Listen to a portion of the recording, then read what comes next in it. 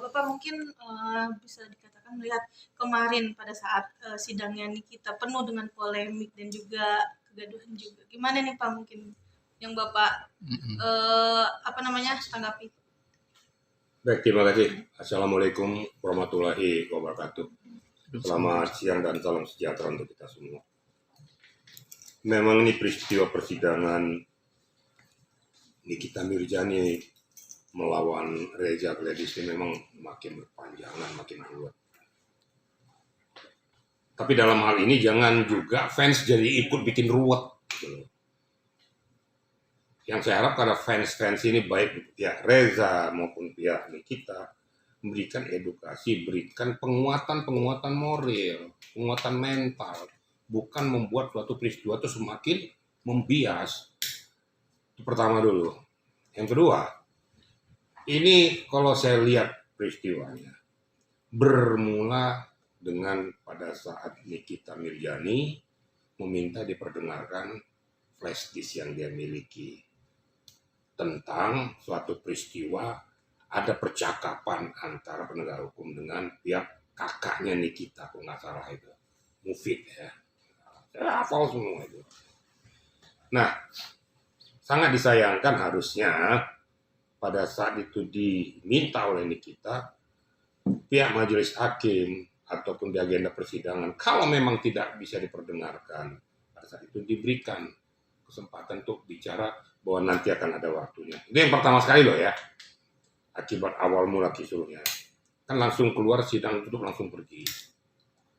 Nah ini juga tidak manusiawi. Harusnya berikan juga kesamaan hukum. Karena bagaimanapun Nikita juga pengen hak-haknya juga diakui. Karena dia kan sekarang jadi terdakwa. Jadi terdakwa dia juga pengen membela dirinya dong. Setidak-tidaknya dia bisa meringankan peristiwa yang menerpa dirinya. Atau setidak-tidaknya meringankan hukumannya bahwa saya lakukan ini bukan ansi saya pribadi, tapi ada campur tangan orang-orang tertentu. Bahkan yang ada di dalam flash disk ini, yang saya tidak mau membahas karena saya belum mendengar, walaupun saya sudah dengarkan dari rekaman yang bocor di media, nanti saya akan bahas itu. Nah ini kan dari awal ini. Maka saya katakan pada sidang berikutnya saya mohonkan, saya minta lagi bahwa Nikita dengan kuasa hukumnya untuk membuka kembali minta permohonan ke pengadilan. Nah di situ dijawab oleh majelis hakim, ya nanti ada waktunya akan kita perdengarkan. Nah disinilah terjadinya kontradiktif itu, memaksa harus diperdengarkan, ini sudah salah, nggak boleh. Seluruh agenda persidangan, perjalanan persidangan adalah kuasa daripada majelis hakim. Tidak boleh diintervensi oleh siapapun. Seharusnya tunggu aja. Yang penting satu ketika tiba waktunya aja pembuktian diberikan kepada dia, itu harus diperdengarkan. Nah inilah mula kekisruhan itu mulai terjadi. Yang pertama dulu ya. Kemudian yang kedua tentang adanya tanya jawab antara JPU dengan Doktif, kan begitu. Nah mungkin ada beberapa hal yang disampaikan oleh Doktif terus diinstruksi oleh JPU. Seharusnya ini kita nggak perlu ikut. Kenyataan ajang tanya jawab antara Doktif dengan JPU. Ya ini aja harus bicara, nggak usah masuk di sana. Ini kesalahan di situ, nggak boleh. Nah saya lihat juga, saya berharap juga kepada kuasa hukum Nikita dan Nikita sendiri. Kalau yang mau dihadirkan ke sidang pengadilan itu saksi-saksinya, kemungkinan saksi ada chart atau saksi yang lain. Hal-hal yang berhubungan dengan substansi permasalahan yang berkaitan dengan 369 ayat 1 untuk 55 itu dan TPPU. Ini yang dihadirkan, saya nggak tahu lah siapa itu, dihadirkan itu yang berbicara tentang masalah produk-produk. Ini kan jadi bias, yang dibicarakan harusnya bagaimana peristiwa ini bisa meringankan Nikita. Peristiwa substansi pokok, materi pokok perkara. Bukan berbicara dengan produk ini ilegal, bebas. Nggak ada hubungannya. Nggak menyentuh kepada aspek pokok. Nah ini sangat disayangkan. Harusnya dia berbicara bukan itu, bukan masalah produk. Bicara tentang peristiwa terjadinya dugaan tindak pidana pemerasan dan pencucian uang ini. Bagaimana posisi ini kita supaya minimal bisa diringankan, syukur-syukur bisa dibebaskan. Bagaimana peristiwanya? Ternyata memang pemberian ini karena rasa pertemanan, tidak ada indikasi di belakangnya. Ini yang harus diceritakan. Contoh adoptif. Siapa sih? Oki. Pihak Reza mengatakan kan ada bahasa itu, ya sudah kau hubungi aja, sumpah aja mulutnya kan ada loh. Nah ternyata di agenda persidangan tidak diakui oleh Dr. Oki. Berkali-kali dihubungi si Reza, tapi saya tidak ada hubungannya ke situ, silakan ke Mail saja kan gitu. Nah nanti kan ada jejak digital. Jejak digital apa berupa WA, berupa screenshot segala macam. Kalau ternyata tidak sesuai dengan apa yang dikatakan Dr. Oki, ya, karena itu tidak bisa ditutupi akan muncul. Berarti dia memberikan keterangan palsu. Macam-macam nih irisannya. Berarti apa yang kau sampaikan di agenda persidangan tidak sesuai dengan apa yang disampaikan oleh Reza. Siapa yang bohong di antara kedua belah ini? Digital forensik akan menentukan nanti. Karena akan kelihatan nanti. Percakapan, bukti WA, pasti akan ada yang tertinggal. Jadi saya lurus-lurus saja gitu loh ya. Jadi saya harapkan untuk kedepannya itu supaya kuasa hukum daripada Nikita hadirkan orang-orang yang bisa meringankan beban daripada Nikita. Jangan jadi berbeda, jadi lari. Jadi kalau boleh saya katakan sepertinya cari selamat gitu loh. Saya nggak ada urusan, saya urusan masalah produk aja. Lah untuk apa kok dihadirkan di situ? Dihadirkan di situ untuk membuka Pandora bagaimana peristiwa daripada 369 ayat 1 Yunto 55 ini terjadi. Bagaimana peristiwa berpindahnya uang ini yang 4 miliar ini dari Reza ke Nikita melalui Mail. Ini yang harus diluruskan sehingga Nikita terlepas bebannya gitu loh. Kalau gini kan sama aja Nikita tidak ditolong juga. Untuk apa? Mau bicara produk nanti agenda tersendiri. Kan katanya dari pihak Bami sudah melaporkan juga tentang masalah itu, siapapun melaporkan tentang masalah produk itu. Nah disitulah kau buktikan bahwa produknya itu nggak benar dan lain sebagainya. Tapi tidak ada relevansinya dengan materi pokok perkara yang sedang disidangkan. Paham nggak kira-kira media ya? Gitu kira-kira ya. Oke, Pak Irjen, kedua Pak Irjen.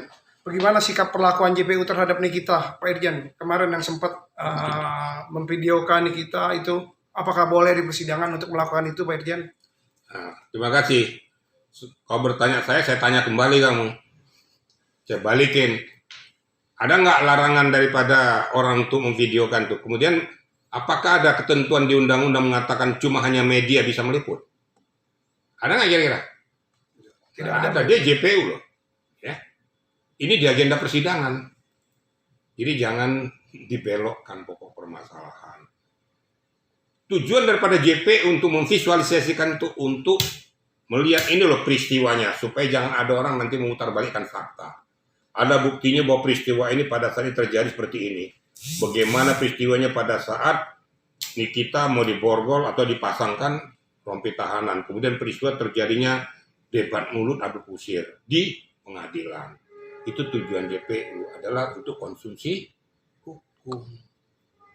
Nah, kalau ditanyakan kenapa kok JPU ini, saya tanya, kok kau nggak bertanya pengunjung yang memvideokan itu? Benar nggak mereka? Ada nggak ketentuan undang-undang yang mengatur? Jadi saya akan luruskan juga pokok masalah. Jadi masalah itu jangan dipersempit hanya untuk memojokkan posisi JPU. Saya nggak ada kepentingan dengan JPU. Pada saat JPU salah aja gitu loh. Nah, itu bagi saya seperti itu. Jadi jangan itu dipolitisir, Maka saya katakan kalau empati yang betul-betul membangun, jangan empati fans buta. Harus kita juga melakukan pendekatan hukum, harus juga melakukan pendekatan secara manusiawi. Jadi tidak hanya menghantam orang tapi tidak punya dasar. Jadi itu nggak ada hal yang tabu di situ. Yang saya harapkan di sini adalah kalau memang betul JPU bisa menerapkan itu, bagaimana cara mengkonternya? Itu yang harus dilakukan oleh kita. Karena kan sudah terjadi, sudah berjalan. Nah, kalau ada bukti rekaman itu, nah itulah nanti akan dibuktikan. Kan isinya itu kan masih saya masih ingat isinya itu tidak ada kata-kata suap. Tapi ada kata-kata yang mungkin jadi prediksi orang mengarah ke sana. Contoh, tingginya kan udah saya kunci. Kan begitu. Tinggal dirinya nanti kita atur lah gimana supaya ini bisa berjalan dengan baik. Nah, diminta keterangan Mufid itu, kakaknya itu, maksudmu itu petinggi-petingginya itu udah dikunci, tinggal diri diatur segala macam. Apa substansinya? Apa artinya? Harus kau jelaskan. Dikunci model apa? Pakai apa dikunci? Apakah pakai bahasa atau pakai dengan cara-cara yang lain? Itu yang harus dibongkar. Nanti akan ketahuan titik Pandoranya bahwa memang terjadinya suatu peristiwa. Peristiwa apa? Belum bisa saya ngomong. Saya kalau ngomong sebagai orang hukum, sebelum ada data bukti fakta, saya tidak boleh berbicara. Karena saya akan mendahului hukum. Kan begitu. Tapi yang sangat saya sesalkan, ya, ini sudah beredar di publik, di medsos. Hati-hati loh. Menginformasikan data seseorang atau data institusi secara ilegal, ya, melalui media massa, kena undang-undang ITE. Ingat Yoko? Dia mainkan di medsos, kena dia masuk sekarang di Salemba. Kalau memang mau melakukan hal tersebut melalui media hukum, hukum nggak bisa saya percaya nanti. Kau lihat saja. Betul nggak diperdengarkan? Kalau nggak diperdengarkan kita tuntut. Minta kepada tertinggi bawah dari Mahkamah Agung. Kenapa saya dikebiri? Kenapa saya dianaktirikan? Saya tidak boleh membela hak saya. Ya kita berhak untuk itu. Jadi ada waktunya gitu, Pak? Ada waktunya. Kan hakim sudah ngomong. Nanti ada waktunya, waktu aja pembuktian. Nah, di situ diberikan kesempatan kita buka selebar-lebarnya. Minta pertanggungjawaban daripada isi presisi. Apa maksud daripada orang yang merekam ini menyatakan dikunci petinggi-petingginya, kemudian diri-dirinya kita atur segala macam, nanti dibongkar. Dan saya mohon dengan sangat kepada pengacaranya maupun di kita, kejar itu maksud tujuan kata-kata daripada yang merekam itu. Nah, kemudian gunanya untuk merekam itu untuk apa? Kejar juga. Yang jadi pertanyaan yang harus diantisipasi, nih kita dapat rekaman itu dari siapa? Ini hati-hati loh. Ini kan rekaman ilegal.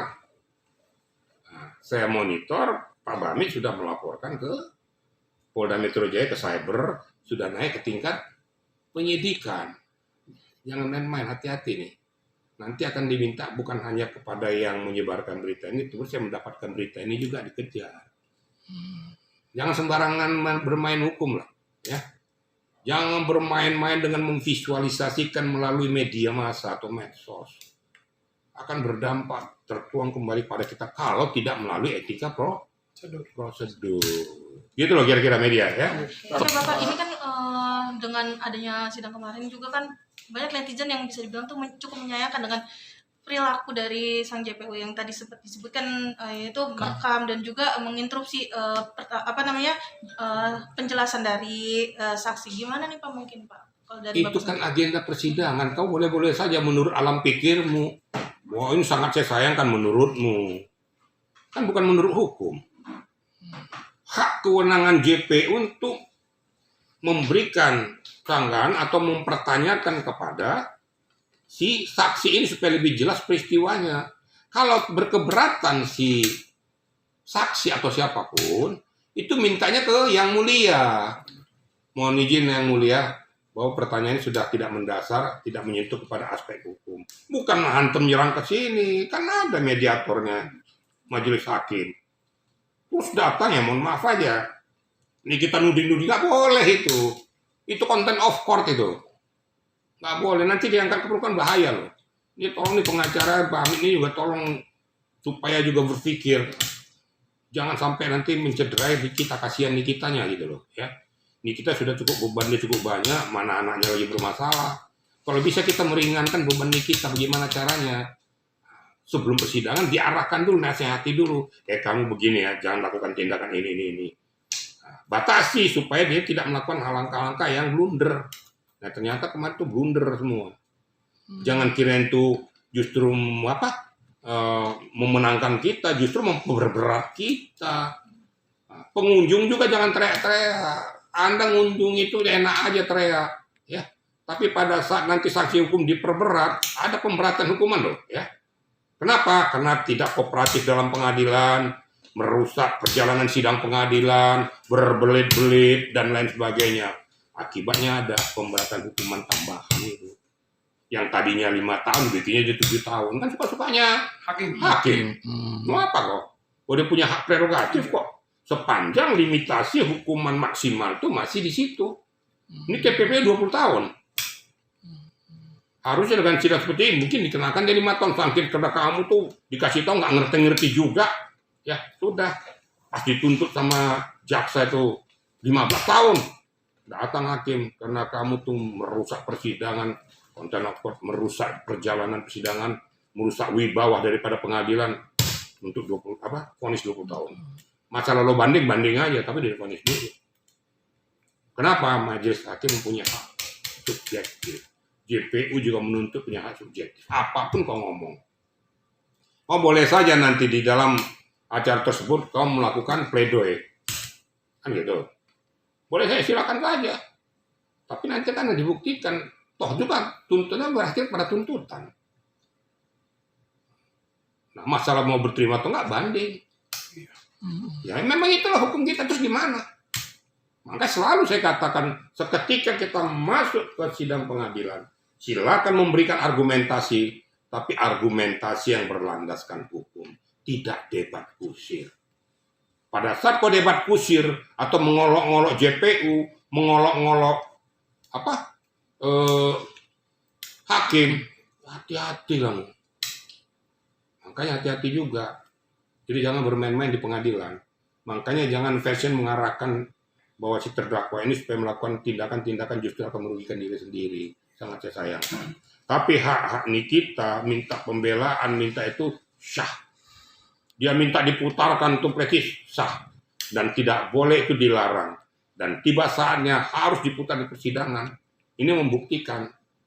Nanti di awal silakan melaporkan, laporkan saja dulu. Di samping dilaporkan ke pihak kepolisian, nanti ini juga dibon pada agenda persidangan karena ada relevansi dengan peristiwa itu. Ini baru cocok. Flash disk itu, setelah saya dengarkan itu ada relevansinya dengan peristiwa yang terjadi dengan substansi. Tapi yang dijelaskan saksi yang ada kemarin nggak jelas itu saya juga nggak mau sebut-sebut orang lah ya. Itu nggak ada relevansinya. Bicara tentang masalah produk, nggak ada hubungannya. Nyimpang jadi bias. Kita tidak berbicara produk, kita berbicara tentang materi pokok perkara, yaitu apa? 369 ayat 1 Yunto 55 dan TPPU. Ini yang harus diberikan penjelasan. Kalau boleh saya katakan itulah saksi audit chart yang meringankan kita. Bagaimana caranya? Apa yang kau ketahui, apa yang kau alami, apa yang kau rasakan di dalam peristiwa bergulirnya aliran ini. Kau sebagai fasilitator kah? Atau mengetahui peristiwa ini? Atau kau tahu ikut berdiskusi juga? Bagaimana perjalanannya? Itu yang kau jelaskan di majelis. Supaya meringankan kita. Jadi berfokuslah kepada materi pokok perkara. Kalau masalah produk ini, nanti kau laporkan tersendiri. Ada agendanya lagi. Bahwa ini telah melanggar undang-undang kesehatan.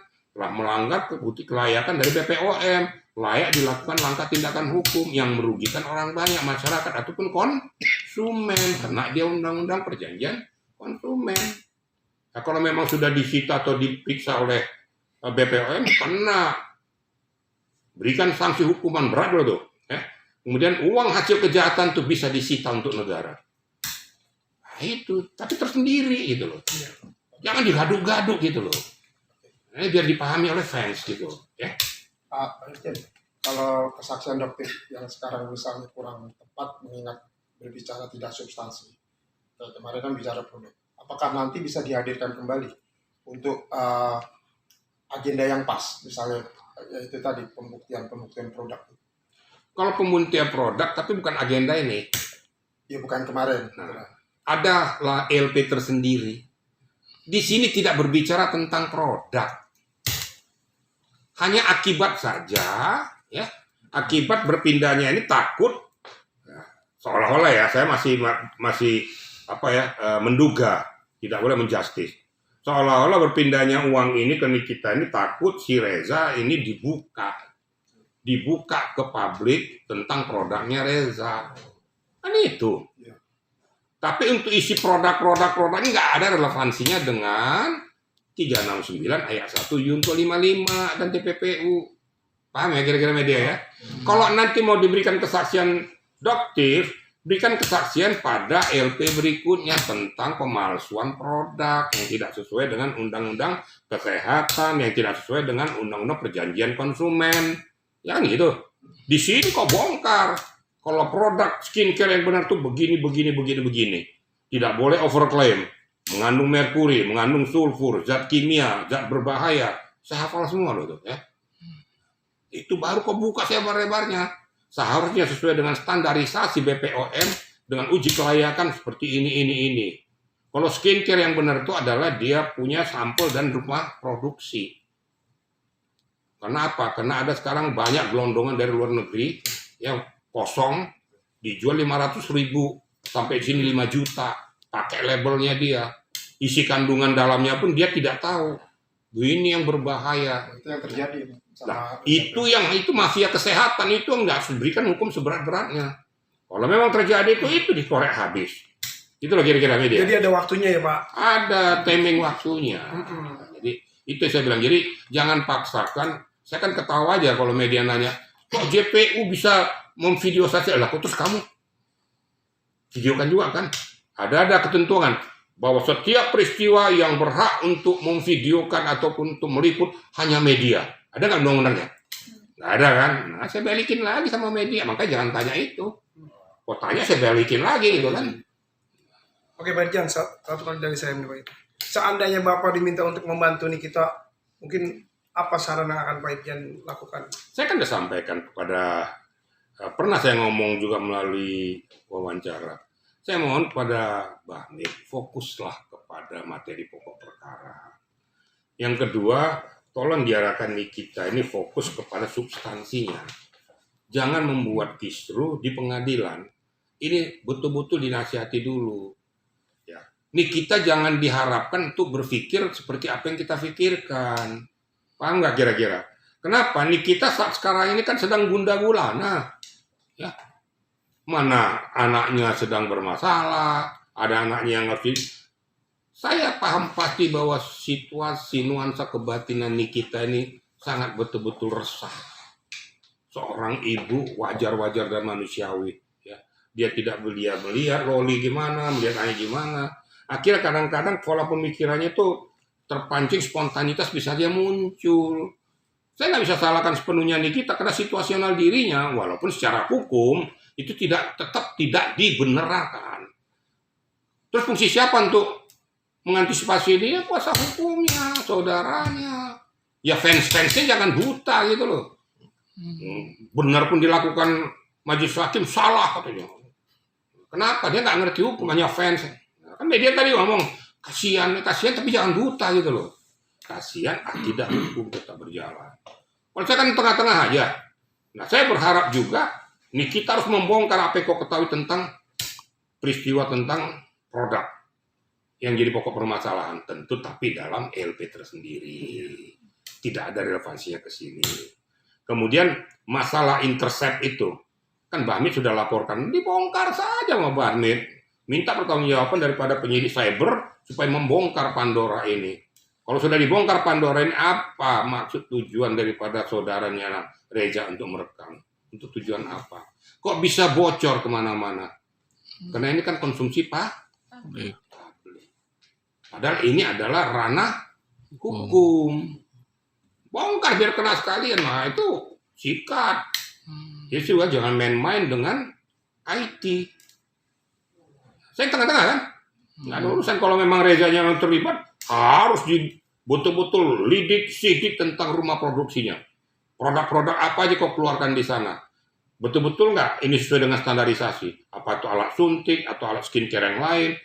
Alat suntik, kepentingannya untuk apa? Kau jualkan untuk apa? Jangan-jangan nanti alat suntik kalau kau jual bebas, itu bisa dipakai untuk nyuntik morfin. Ini leher. Alat suntik itu hati-hati loh. Itu harus ada ketentuannya. Kena alat suntik. Jangan sembarangan pakai alat suntik itu. Nanti orang-orang pengguna narkoba itu digunakan untuk morfin, atau menggunakan untuk ini cairan-cairan daripada Valium itu bisa kena. Itu aja dibongkar, itu sikat. Tapi untuk kali ini di agenda persidangan, arahkan Nikita untuk membela dirinya tentang substansi ini supaya dia terlepas. Syukur-syukur minimal bisa meringankan. Ya. Sehingga bunyi daripada 4 miliar ini tidak seperti apa yang diduga orang. Ini yang harus diluruskan. Supaya bunyi daripada 369 ayat 1 Yunto 55 ini setidak-tidaknya bisa ringan karena ada kerjasama yang lain tanpa kekerasan. Itu harus dibuktikan di mana. Jangan larinya kemana-mana. Dipanggil ke sidang yang dibicarakan produk. Nggak nyambung banget gitu kan. Untuk apa? Kita sidangnya materi pokok di sini kok. Itu kira-kira media ya. Oke, Terakhir ini mungkin kan Pak Irjen. terakhir, Pak Irjen kemarin juga Nikita bisa dibilang tuh menolak untuk keluar ruang sidang karena kan sidangnya ditunda karena hakim melihat Nikita kesehatannya sedang menurun, tapi dia memaksakan diri untuk menyelesaikan sidang di hari itu. Gimana nih Pak Irjen? Ini yang harus dipertanyakan. Kan ada surat dari rumah sakit lapas ya, bahwa Nikita kurang sehat, berarti dimohon untuk sidang ditunda. Tapi faktanya mengatakan Nikita minta sidang dilanjutkan saja. Kan dua pokok permasalahan yang berbeda. Pertanyaannya, atas dasar apa petugas lapas itu menyatakan bahwa sidang ditunda? Kan gitu. Tentu kan pasti ada komunikasi antara petugas lapas atau kesehatan lapas dengan Nikita. Tidak ujuk-ujuk tugas lapas mengatakan bahwa ini sidang ditunda kalau memang kondisi Nikitanya fit. Tapi di fakta persidangan surat daripada majelis kesehatan dari lapas ini terabaikan, dia minta sidang dilanjutkan, nggak bisa seperti itu juga. Makanya kan diteliti apakah surat ini berdiri sendiri tanpa sepengetahuan Nikita atau sepengetahuan Nikita. Karena kalau kita berbicara di arena hukum berdasarkan bukti fakta dan tertulis. Ini kan fakta tertulis nih. Permohonan daripada petugas kesehatan dari lapas.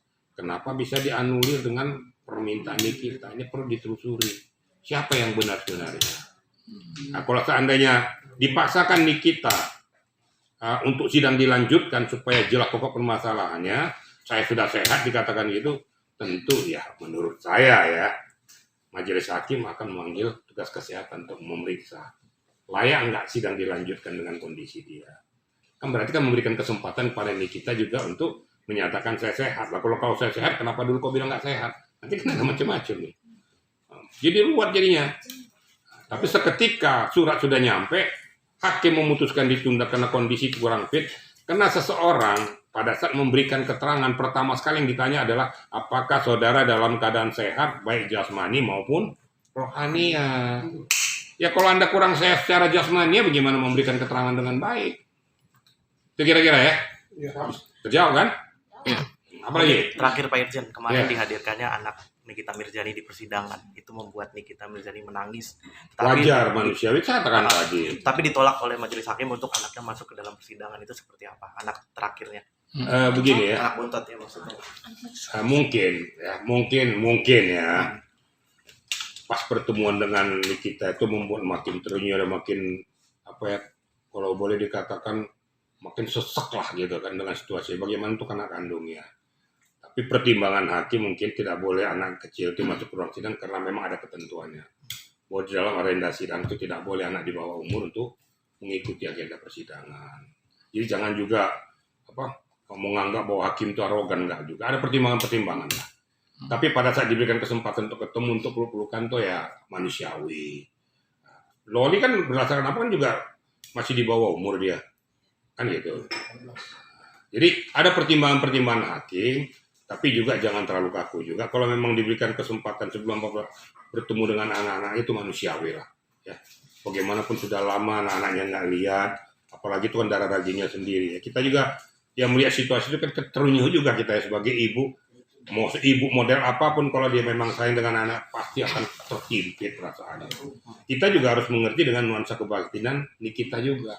Tapi hukum kan nggak boleh dipilah-pilah tentang masalah itu.